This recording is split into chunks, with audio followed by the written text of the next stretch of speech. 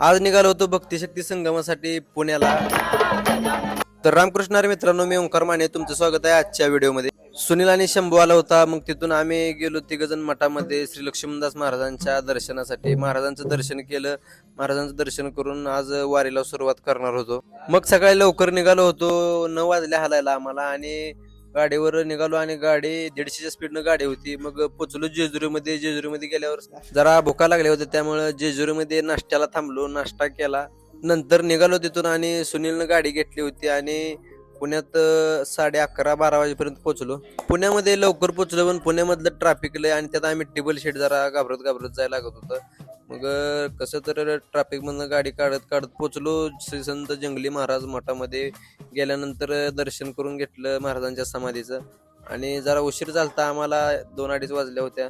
आणि तिथंच आपला पुण्यात आबय राहतो, आणि आबयला पण बोलवून घेतलं भक्तिशक्ती संगमासाठी. आबय आला, आमच्या गप्पा झाल्या जरा, आणि नंतर पदयात्रेला सुरुवात होणार होती, त्यामुळे आम्ही बॅच लावले, धारकरी बॅच आमचे. आणि पदयात्रा निघाली, आणि जंगली महाराज मठापासून ते छत्रपती संभाजी महाराज यांच्या चौकापर्यंत पदयात्रा निघते. आणि छत्रपती संभाजी महाराजांच्या चौकात पोचलो, आणि पोचल्यावर तिथं संभाजी महाराजांची पूजा झाली.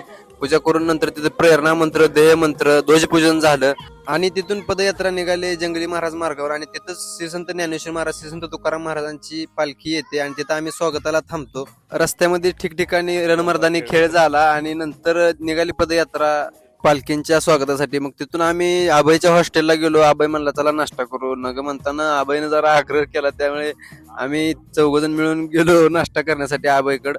मग आबाईनं नाश्त्यात आम्हाला चहा आणि कचोरी घेतली होती, जरा बरं वाटलं. तिथून गेलो पालखी मार्गावर. मग तिथं बसलो होतो सर्व धारकरी मंडळी पालख्यांची वाट बघत. मग ठिकठिकाणी कार्यक्रम चालू होते, धारकरी गीतं चालू होते. मग आपला प्रणवदादा आलता, प्रणवदादाची गाठ घेतली, आपल्या पंढरपूरचाच धारकरी, आणि तो पुण्यात राहतो.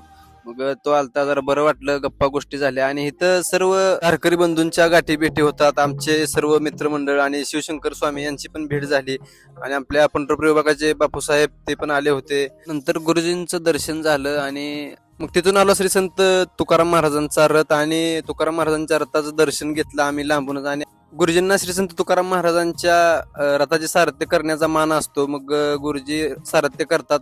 मग तिथेच वारकरी धारकरी संगम झाला, आणि संत तुकाराम महाराजांची पालखी पुढे निघून गेली, आणि नंतर येणार होती श्री संत ज्ञानेश्वर महाराजांची पालखी. त्याची वाट बघत बसलो होतो आम्ही. आणि नंतर तिथं जरा टायमिंग होतं, त्यामुळे फुगड्या वगैरे झाल्या आमच्या सर्व मित्रमंडळींच्या. धारकरी मित्रांसोबत पण फुगडी झाली, आणि नंतर गुरुजींचं अजून इथं दर्शन झालं. नंतर आली श्री संत ज्ञानेश्वर महाराजांची पालखी, आणि ज्ञानेश्वर महाराजांची पालखी थांबली नाही, स्पीडमध्ये पुढे निघून गेली. लांबूनच दर्शन घेतलं, आणि नंतर वारकरी धारकरी संगमाचा शेवट देहमंत्राने झाला. आणि तिथून आम्ही निघालो अहिल्यानगरला, आणि संध्याकाळी 7:30 वाजता पुण्यातून हल्लो होतो. आणि आपली वारीची सुरुवात इथून होणार होती, कारण आपल्या वाकरीच्या श्री लक्ष्मणदास महाराजांच्या मठामध्ये जी पालखी येते अहिल्यानगरची, आनंदाश्रम स्वामी यांची, त्या आम्ही दिंडीमध्ये येणार होतो. 15 दिवसाची आमची वारी त्या दिंडीमध्ये होणार होती. मग रात्री 7:30ला निघालेलो पुण्यातनं. आम्ही रात्री 11-11:30 वाजता धोत्री या गावामध्ये पोहोचले, आणि आपलं श्री लक्ष्मणदास महाराज भजनी मंडळ आधीच येऊन तिथं पोहोचलं होतं. आम्ही पोहोचलो, आणि नंतर संध्याकाळी गेलो, जेवण करून झोपलो. धन्यवाद.